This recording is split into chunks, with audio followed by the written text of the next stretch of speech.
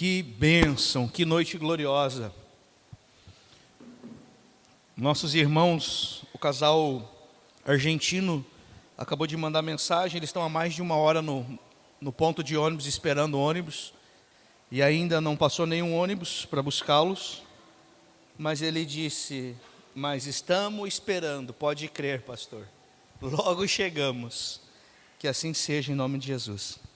Queridos, abra a palavra do Senhor, a sua Bíblia, em Romanos capítulo de número 7. Chegamos,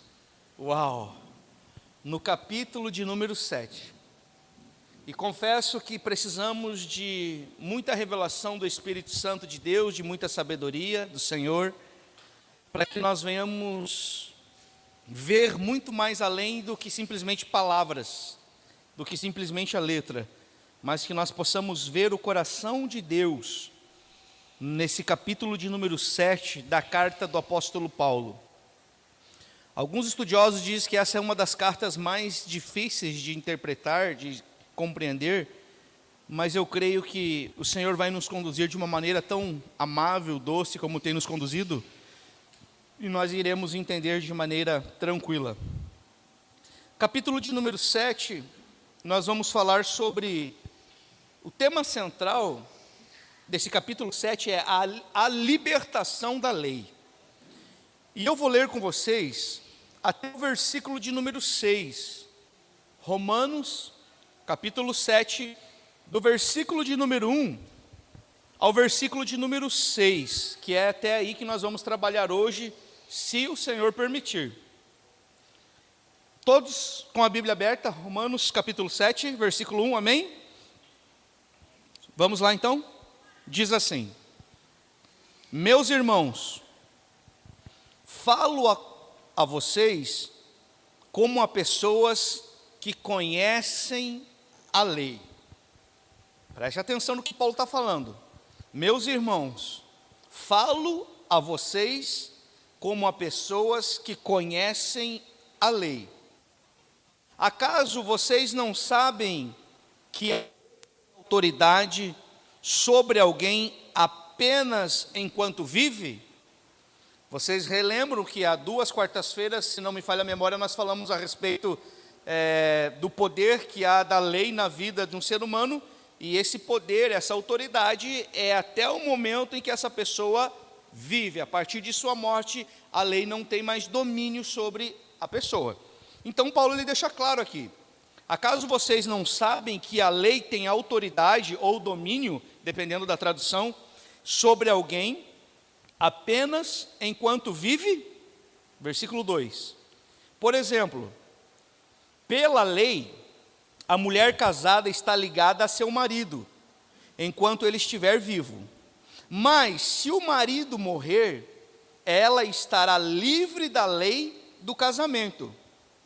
Por isso, se ela se casar com outro homem enquanto seu marido ainda estiver vivo, será considerada adúltera.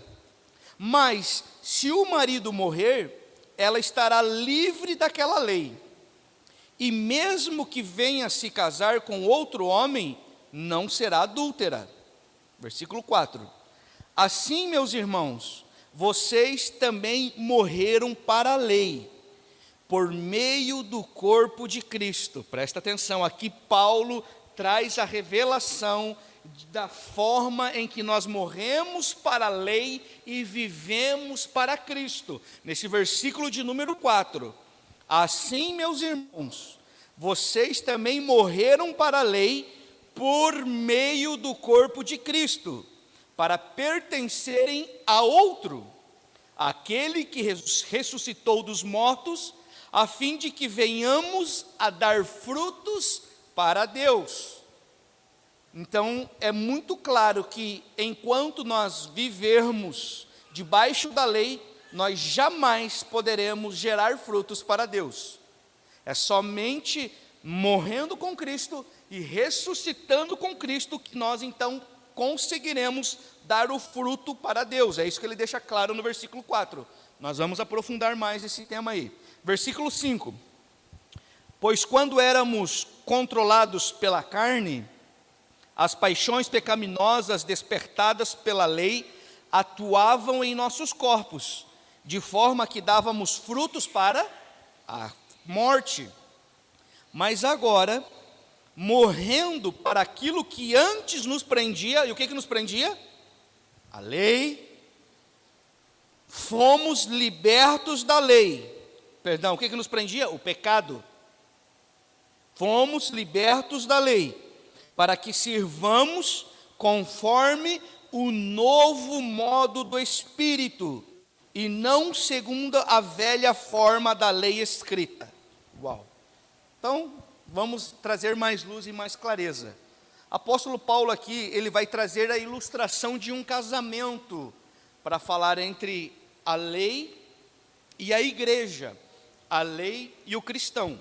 Então, Paulo aqui ele vai tratar do propósito da lei de Deus, né? A grande verdade é que todos estamos debaixo de uma lei, debaixo da lei, ou da lei moral, ou da lei humana, ou da lei do pecado, ou da lei de Deus.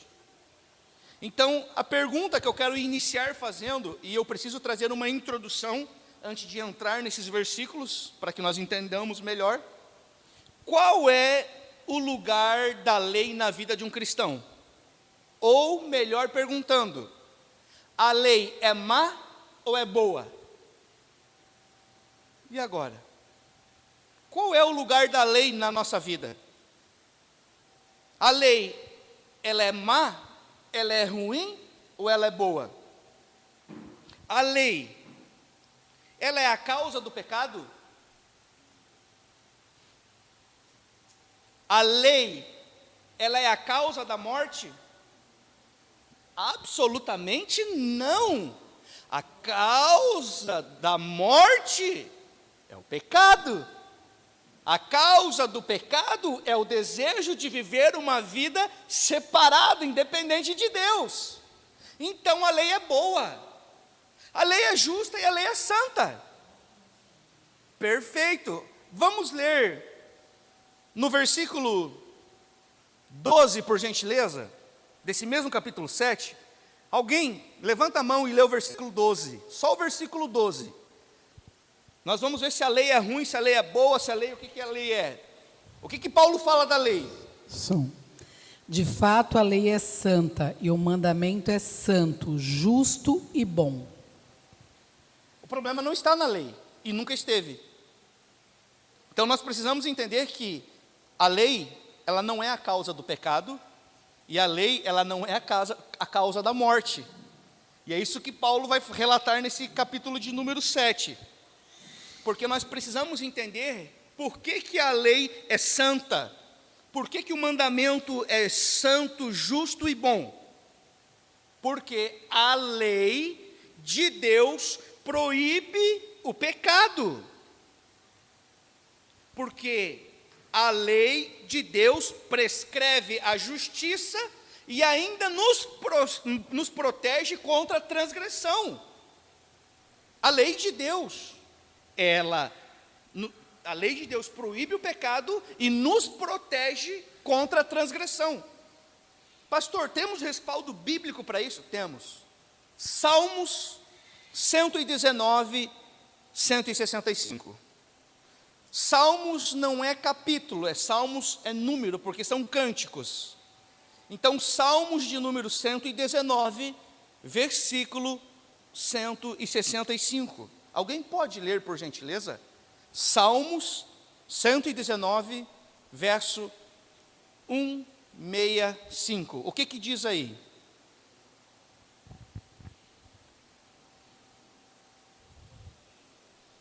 Vamos ler aí juntos. Então nós entendemos que a lei de Deus, ela proíbe o pecado e ela prescreve a justiça e nos protege contra a transgressão. E já entendemos que a lei, ela é santa, ela é justa e ela é boa. Nós já entendemos que ela não é a causa do pecado e que a lei não é a causa da morte também.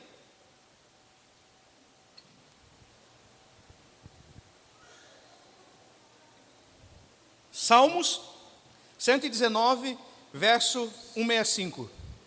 Os que amam a tua lei desfrutam grande paz. Os que amam a tua lei desfrutam grande paz, e nada há que os faça tropeçar. Uau! Olha que revelação gloriosa. Aqui ficou mais claro a respeito da lei. Os que amam a lei de Deus desfrutam do quê? De paz. Essa paz que o mundo não conhece. Essa paz que o mundo não experimentou. O salmista diz que os que amam a lei de Deus desfrutam de paz e nada há que faça os tropeçar. Salmos 1 também pode ler, pastor Guilherme, lê aí. Salmos, capítulo, ó, acabei de falar que não é capítulo, ia falar. Salmos 1, verso de número 1. O que vai falar?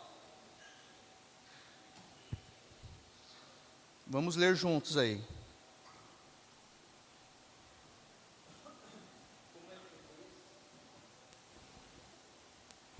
Como é feliz aquele que não segue o conselho dos ímpios, não imita a conduta dos pecadores, nem se assenta na roda dos escarnecedores. Versículo 2, por favor. Ao contrário, sua satisfação está na lei do Senhor, e nessa lei medita dia e noite. Uau! Ao contrário, a sua satisfação está na lei do Senhor, e nela medita de dia e de noite. E é essa lei que nos protege. É essa lei de Deus que faz com que nós não tropeçamos. É essa lei de Deus que nos segura, que nos mantém firmes em Cristo Jesus, sem que sejamos escravos do pecado. Então nós precisamos conhecer a lei de Deus. A lei de Deus. Então, vamos entender aqui algo maravilhoso. Quando se fala de lei, nós temos 3 grupos que lidam com a lei de formas diferentes. E aqui está o problema. Existem 3 grupos que lidam com a lei de forma diferente. Qual é o primeiro grupo? Os legalistas. Esses são terríveis. Os legalistas, eles procuram observar os preceitos da lei com o propósito de ser salvo. Eles procuram observar todos os preceitos da lei, para seguir toda a lei com o propósito de ser salvo. E aí está o problema. Esse é o grande problema, porque a salvação é pela graça. Ninguém conseguiu seguir toda a lei, com exceção ao nosso Senhor e Salvador Jesus Cristo. Os legalistas, eles observam todos os preceitos dessa lei, com o propósito de ser salvos. Uma vez que não conseguem cumprir as exigências da lei, os legalistas, eles acabam ostentando uma religiosidade apenas de aparência. Ou seja, eles não conseguem cumprir toda a exigência, as exigências da lei. Então, por não cumprir, não conseguir cumprir todas as exigências da lei, eles acabam então fazendo o quê? Eles ostentam uma falsa religiosidade. Uma religiosidade de aparência. O externo mostra uma coisa, mas o interno está totalmente diferente, oposto. Ou seja, nós vamos entender isso. Eles viviam debaixo de um jugo pesado e queriam colocar esse mesmo jugo nas pessoas. Jesus deixa muito bem claro isso em Mateus 23. Se vocês lerem depois em casa Mateus 23, vocês vão entender o que eu estou falando. A deficiência do legalismo é que ele vê os pecados, mas não vê o pecado, a raiz do problema. Os legalistas, eles vão apontar sempre os teus defeitos, os nossos defeitos, o legalista. Porque você isso, você aquilo, você não vai ser salvo se você não cumprir, você não vai ser salvo, você não... Mas ele não vê o pecado, a raiz, o problema. Ele trabalha nos pecados, e não no pecado. Ele trabalha nos frutos, e não na árvore, e não entendeu? Na fábrica, não no governo, isso. Né? Eles não trabalham no governo, eles trabalham nos pecados, nos frutos desse governo. Vamos ver um exemplo dessa falsa religiosidade, dessa falsa aparência religiosa. Abra comigo em nome de Jesus Cristo, Evangelho de Mateus. Nós vamos ler 3 versículos para entender um pouco a visão dos legalistas com relação à lei. Mateus 23, 25. Capítulo 23, versículo 25. Aqui nós vamos ver o Senhor falando. Evangelho de Mateus, capítulo 23, verso 25 ao 28. O que Jesus fala? Ai de vocês, mestres da lei e fariseus hipócritas! Vocês limpam o exterior do copo e do prato, mas por dentro eles estão cheios de ganância e cobiça. 26. Fariseu cego, limpe primeiro o interior do copo e do prato, para que o exterior também fique limpo. Versículo 27. Ai de vocês, mestre da lei e fariseus hipócritas! Vocês são como sepulcros caiados, bonitos por fora, mas por dentro estão cheios de ossos e de todo tipo de imundície. Versículo 28. Assim são vocês, por fora parecem justos ao povo, mas por dentro estão cheios de hipocrisia e de maldade. Então, essa é a visão e o entendimento da lei com relação aos grupos chamados os legalistas. Então, o que acontece com os legalistas? Eles medem a espiritualidade de acordo com aquilo que deve ou não fazer. Ou seja, eu sou verdadeiramente um religioso se eu sigo a ferro e fogo aquilo que foi me passado. Independente se isso é a vontade, é o propósito do Senhor. Porque eles colocam um jugo, um fardo pesado nos demais, nas pessoas. O legalista, ele torna-se um fariseu, cujas ações exteriores são aceitáveis, mas cujas atitudes interiores são desprezíveis. Ou seja, eles demonstram uma santidade externa, mas por dentro eles estão vazios da vida de Deus. Esses são os legalistas. E eles colocam um jugo ainda nas pessoas. Qual que é o segundo grupo? O segundo grupo é os libertinos. Que aqui nós temos um problema seríssimo também. Por quê? Porque de forma diretamente oposta dos legalistas, os libertinos, eles olhavam para a lei como a causadora de todos os seus problemas. A lei é a responsável por todos os problemas da minha vida. Eles queriam sacudir o seu jugo para viver sem freios e sem limites. Ou seja, eu culpo a lei e agora eu deixo a lei de lado e vivo a minha vida do meu jeito. E aí eu faço da liberdade em Cristo uma libertinagem. Porque agora não tem mais problema eu viver como o mundo vive, eu comer do que o mundo come, eu me alimentar do que aquilo que Cristo não se alimenta. Por quê? Porque o grande problema da minha vida foi a lei. A lei foi a causa de todos os problemas da minha vida, e eu não quero mais viver debaixo da lei. E pronto, acontece o quê? Romanos capítulo de número 1. Nós vimos o final dessa história. Deus faz com que Deus permite o homem a viver a sua vontade. E aí nós temos um problema seríssimo. Por quê? Porque o homem vai viver sem freios e sem limites. Vai fazer da liberdade uma libertinagem. Assim, a graça de Deus é transformada em libertinagem.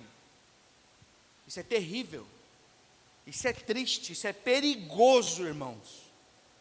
Esse ainda é o modo de agir da chamada nova moralidade. Não tem problema, está tudo 10, não tem problema. Por quê? Porque nós não estamos mais debaixo desse jugo, nós não estamos mais debaixo dessa lei. Você consegue entender a diferença dos libertinos com os legalistas? Os legalistas eram um jugo, os libertinos não quero mais, agora não preciso dessa lei. É totalmente oposto e os dois são totalmente perigosos. Por quê? Seus seguidores sacudiram sobre si o jugo divino e anularam a lei moral de Deus. Quando eu anulo a lei moral de Deus, eu vivo segundo os meus preceitos, a minha vontade, a minha direção e o meu coração. E aí a Bíblia relata que o grande perigo é o coração do homem, porque o coração do homem é enganoso. Então, o terceiro grupo são os cristãos, os filhos de Deus. Tem os legalistas, os libertinos e agora os cristãos. O que os cristãos, o que o apóstolo Paulo está querendo nos ensinar aqui? Os cristãos, diferente dos legalistas e dos libertinos, os cristãos, eles se regozijavam tanto em sua libertação da lei, que lhes trouxe, a justificação e a santificação e a sua liberdade para cumpri-la. Então, eles simplesmente se regozijavam, porque eles foram removidos do jugo da lei, e agora eles nasceram em Cristo, e agora eles têm a liberdade para cumprir o quê? A vontade de Deus. A vontade de Deus. Então, só para nós fazermos um resumo em síntese aqui. O legalista teme a lei e está debaixo da sua servidão, o legalista. Ele teme a lei e ele está debaixo da sua servidão.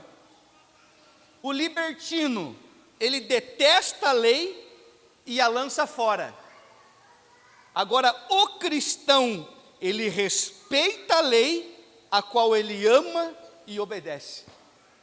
Uau! Vocês conseguem entender essa diferença? Essa diferença para mim é gigantesca. O legalista, ele teme a lei e está debaixo da servidão da lei. O libertino detesta a lei e lança fora a lei. O cristão respeita a lei, a qual ele ama e obedece. Uau! Então, diante dessa introdução, nós vamos aqui falar um pouco sobre esse capítulo de número 7, que tem como tema base a libertação da lei. No início desse capítulo de número 7, ele vai se resumir dessa seguinte forma. Primeiro, o apóstolo Paulo vai oferecer um princípio, no versículo de número 1. Depois, o apóstolo Paulo vai nos trazer uma ilustração, no versículo 2 e 3, e qual é essa ilustração? A ilustração do casamento. E finalmente, no versículo 4 ao 6, ele vai nos apresentar uma aplicação. Então, Paulo nos traz um princípio, ele nos traz uma ilustração e ele nos apresenta uma aplicação. Porém, antes de nós entrarmos nesse versículo de número 1, nós precisamos falar algumas verdades a respeito da lei. O versículo de número 1 vai nos trazer e vai nos deixar claro o domínio da lei. Paulo deixa muito bem claro que a lei tem domínio sobre o homem durante a sua vida. O versículo de número 1 está escancarado isso. Paulo deixa muito claro que a lei tem domínio sobre o homem durante toda a sua vida. Essa autoridade, porém, ela limita-se durante o quê? A nossa vida, somente até a nossa vida. Porque após a morte, ela pode interromper o domínio da lei sobre nós. Então a lei não tem domínio sobre quem morre. Pega essa chave. A lei moral não tem domínio sobre quem morre. Ou seja, se eu morrer para Cristo, a lei não tem mais domínio sobre a minha vida. É isso que Paulo estava querendo trazer. No versículo 4 ele fala sobre isso, porque ele vem falando, ele vem trazendo exemplos. Essa lei, ela tem poder sobre, ela vai até o momento que, final da nossa vida, após nós morrermos, esse domínio se interrompe.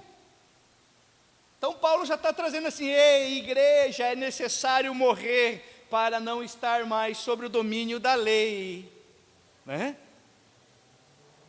A lei é válida para quem vive, não tem poder sobre o morto. Quem que tem poder sobre o morto? Aquele que venceu a morte. Por que Cristo morreu? Olha o propósito, para vencer a morte, para ter domínio sobre os mortos e sobre os vivos. Por isso que nós vamos chegar lá no capítulo, se não me fale, 14 ou 13, não me lembro agora. Ele vai dizer, quer morramos ou quer vivamos, vivamos para Cristo e morramos para Cristo. Porque Cristo Jesus tem o domínio, a autoridade sobre os vivos e sobre os mortos. Amém? Tranquilo? Oi? Ele está praticamente dizendo que é impossível cumprir a lei, no caso. Exato. A única forma seria morto mesmo. Tem que morrer. Se nós não morrermos, nós não vamos cumprir a lei. Vivo não cumpre a lei, nenhum vivo cumpre a lei. Vivo, nós jamais poderemos agradar a Deus. Vocês conseguem entender isso ou não conseguem? Está difícil? Vivo que eu falo sem nascer de novo, sem se arrepender dos meus pecados, sem estar debaixo do governo de Deus. Porque eu posso estar vivo, muito bem vivo e morto para Deus. E como eu posso estar morto, padecendo, numa cama de leito de UTI, numa prisão, como o apóstolo Paulo, ou numa cruz, como Jesus, mas vivo para Deus. O que nós aprendemos isso? Que a situação que está acontecendo em minha vida não tem domínio sobre a minha vida. Quem tem domínio sobre a minha vida é aquele que governa a minha vida. Pode falar, pastora. Fugiu? Vem. Tá, continuamos aqui. Então, enquanto vivermos, estaremos sujeitos às demandas e penalidades da lei. Segunda analogia, que agora nós vamos entrar aqui na segunda analogia, que versículo 2 ao versículo 3. Paulo vai trazer agora uma analogia de um casamento, e isso é muito legal. Paulo vai falar do esposo e da esposa. E Paulo compara a lei como um marido. Quando no versículo 2 Paulo está falando marido, Paulo está falando da lei. Então nesse versículo 2 aqui, que nós estamos lendo, deixa eu abrir aqui, Romanos, capítulo de número 7, quando eu comecei a estudar isso aqui, eu fiquei louco, irmãos. Ele vai dizer assim, por exemplo, pela lei, a mulher está casada com seu marido. O marido aqui representa a lei. E a mulher aqui representa os cristãos. Perceba, isso aqui tem que ficar claro para nós entendermos essa explanação que Paulo está trazendo. Nós temos que ver algo além. O que Paulo está querendo trazer? Nós já estamos pegando o eixo, já estamos pegando aqui, até o final nós vamos entender isso. Quando Paulo fala da lei, quando Paulo está falando do marido, ele está falando da lei. E quando ele está falando da esposa, ele está falando dos cristãos, dos crentes. E uma das características que Paulo traz é que esse casamento é turbulento e conflituoso entre a lei e os cristãos. É turbulento, irmãos. Porque nós nunca iremos conseguir agradar a lei sem antes nascermos de novo, morrermos para nós mesmos, nos arrependermos e nascermos em Cristo Jesus, para agradar o coração e viver a lei de Deus. Então é um casamento turbulento, porque a lei, o marido aqui é a lei e a esposa aqui são os cristãos. Então nós precisamos entender que a culpa não é do marido, a culpa não é da lei, nunca foi. Nós precisamos entender aqui que o marido, que Paulo está falando aqui do versículo 2 em diante, ele é perfeito, ele é santo, ele é justo e ele é bom. Nós lemos o versículo 12. Porque ele está falando da lei. Quando ele fala marido, ele está querendo mostrar a lei. Ele faz uma analogia. Então, ele fala que o marido, ele é espiritual. A lei, ela é espiritual. O problema é que essa esposa, os cristãos, nunca conseguem agradá-lo. Nós nunca iremos cumprir, agradar o marido à lei. Isso sem antes, ele está falando sem antes nascer de novo. Entendo isso. Nós nunca, a esposa jamais irá conseguir agradar o marido. Por quê? Porque a esposa, são os cristãos, somos nós, ela é imperfeita, ela é carnal, ela é rendida ao pecado, e ela sempre frustra as expectativas do marido, que é a lei. Vocês estão conseguindo entender? Está conseguindo? Eu estou tentando ir bem leve, estou tentando colocar para fora o que está aqui dentro, está borbulhando aqui dentro. A lei é como um marido perfeccionista. E esse marido condena a esposa por sua menor falha. Por isso que é um casamento conflituoso. Nós, como o Jean disse, nós nunca iremos agradar o coração de Deus ou viver a vontade de Deus se estivermos debaixo da lei. Se não morrermos para nós mesmos e viver para o Senhor. É isso, esse aqui, por quê? Por quê? Porque nós somos o quê? Sem nascer de novo, sem a vida de Deus, somos imperfeitos, somos carnais e somos rendidos ao pecado. Essa mulher que Paulo está trazendo aqui, essa esposa, que somos nós, a igreja, os cristãos, ela não pode divorciar-se desse marido. Não tem como nós nos divorciar. O contrato é claro. A lei prende ao marido enquanto ele viver. Enquanto o marido estiver vivo, os cristãos, ou seja, nós aqui, nós não podemos nos divorciar. Só que quando o marido morre, aí Paulo diz que então nós podemos casar de novo. Porém, essa analogia, essa metáfora aqui que nós estamos falando, desse versículo 2 ao versículo 3, é a metáfora do casamento. O marido morre e a esposa casa-se novamente. O que Paulo está falando aqui é que o marido morre. Quem é o marido? A lei. A lei morre. E a esposa, então, ela pode o quê?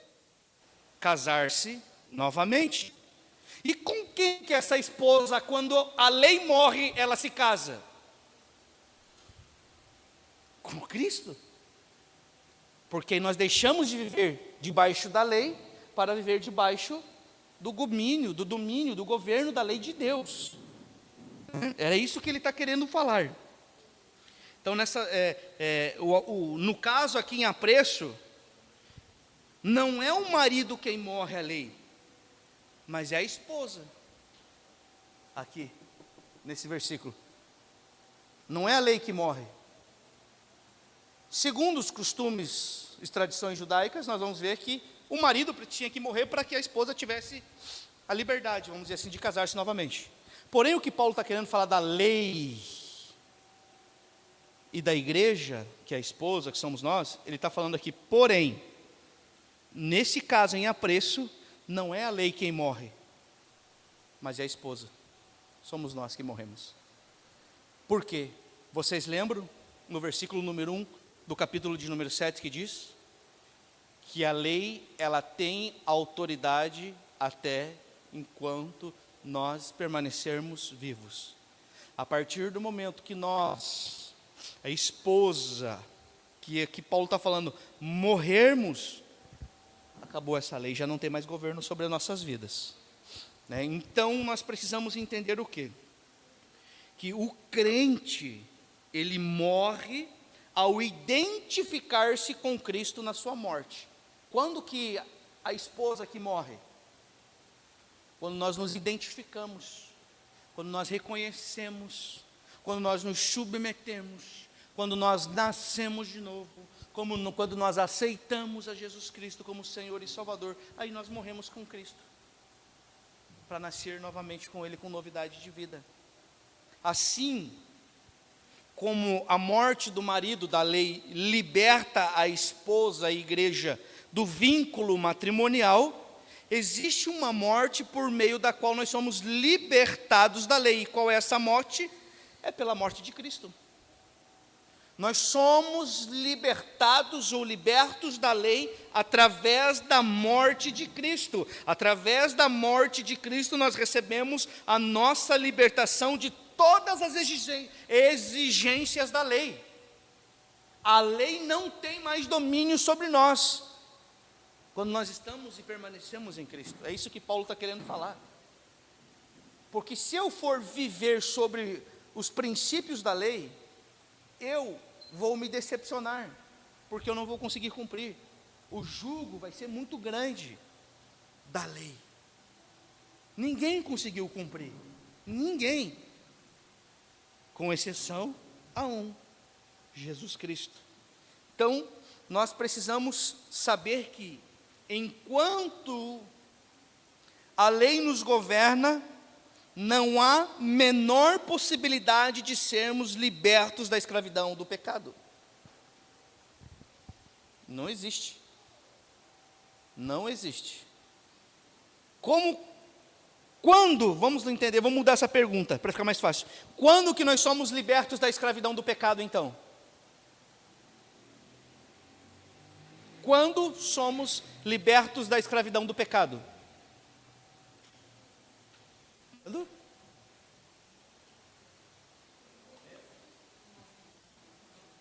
Quando morremos, quando nascemos de novo? Quando nos identificamos com Cristo? Quando, o que mais? Pode falar, gente, não precisa ter medo de errar, está tudo certo aqui. Quando estamos em Cristo? É somente dessa forma que de fato nós seremos libertos da escravidão do pecado. É recebendo essa nova natureza. E para receber essa nova natureza, vocês recordam o processo de Cristo na cruz? Vocês recordam que Jesus disse: quem quiser vir após mim, negue-se a si mesmo, tome sua cruz diariamente e siga-me para a morte, para a cruz. É necessário morrer para receber a nova natureza. Esse morrer não é morte física, irmãos, pelo amor de Deus, me entendam, não é uma morte física, é uma morte da velha natureza, do governo, porque a velha natureza não morre. É isso que nós vamos falar na aula que vem. Essa velha natureza, ela não morre, ela habita dentro de nós. Só que quando nós estamos debaixo do governo do Espírito Santo de Deus, ela não tem domínio, ela está aqui. Mas debaixo do governo do Espírito Santo de Deus, nós somos livres para dizer não para ela. Agora, quando nós estamos debaixo do governo da lei, nós não temos essa opção, de dizer, eu não quero, eu não consigo, eu não vou, nós vamos simplesmente nos submeter ao governo da lei, né? Então, a única alternativa de nós sermos desobrigados da lei é quando estamos unidos com Cristo em sua morte. Nós precisamos entender isso, é quando nós estamos unidos com Cristo na sua morte e na sua ressurreição. Versículo de número 4 aqui agora, Paulo vai falar sobre a legitimidade desse novo casamento, desse segundo casamento.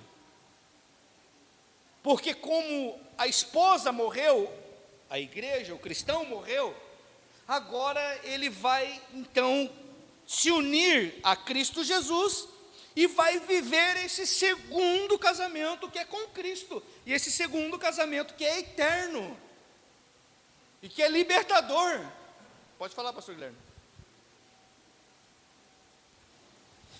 É interessante você notar nas Escrituras como o novo pacto ele revela que Deus opera através do segundo, né? Através do novo. Então, trazendo uma analogia em cima disso, tu vê o primeiro Adão, o segundo Adão, que é Cristo. 1 Coríntios capítulo 15, versículo 45 em diante. Então, velha natureza, nova natureza. E tem também uma passagem que Em Hebreus. Jesus ele faz o milagre da transformação da água em vinho. E o pessoal da festa fala: uau, normalmente se serve primeiro o melhor vinho, mas deixaram ele por segundo, por coincidência, né? Então tu vê que Deus opera através do novo, que é o segundo, e o segundo é Cristo, né? O primeiro era o homem terreno carnal, com a natureza caída e corruptível. Uau. Mas o segundo é o novo Adão, que é Cristo, incorruptível, de uma aliança eterna, né? Que tem com Deus, feita com os homens, né? Então você vê a grandeza disso, e eu estou assim, tipo, viajando nessa parada de que Deus opera através do segundo. E aí agora a gente vê que a lei também era o primeiro marido, e morremos para a lei para que a gente possa pertencer ao outro, né? Pertencer ao segundo marido, né? Perfeito. E nós não vamos ter mais tempo para falar sobre essa legitimidade do novo casamento. Mas entendo que o segundo casamento é moralmente legítimo, porque a morte pôs fim ao primeiro casamento. Ou seja, o cristão, ele morreu para si mesmo para casar-se com Cristo Jesus. E esse segundo casamento é eterno. É uma aliança inquebrável, né? Então, nós vamos falar quarta-feira que vem sobre essa legitimidade do novo casamento, e nós vamos falar sobre o contraste entre esses dois casamentos, lei e Cristo. Entendo que o tema central que nós estamos falando aqui é a libertação da lei. Fomos libertos da lei por meio da morte de Cristo Jesus, por meio da ressurreição de Cristo Jesus, por meio do poder glorioso que há na cruz de Cristo Jesus. Amém, queridos?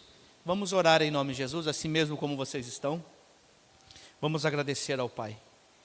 Esse capítulo 7 vai ser assim mesmo, no início é muita informação. Que lindo, meu amor, parabéns. Mas o final desse capítulo 7, início do capítulo de número 8 vai ser uma bomba, irmãos. Vai ser uma loucura que o apóstolo Paulo vai nos ensinar. Senhor, nosso Deus e papai querido, como é glorioso nós entendermos a importância dessa união com o Senhor Jesus Cristo.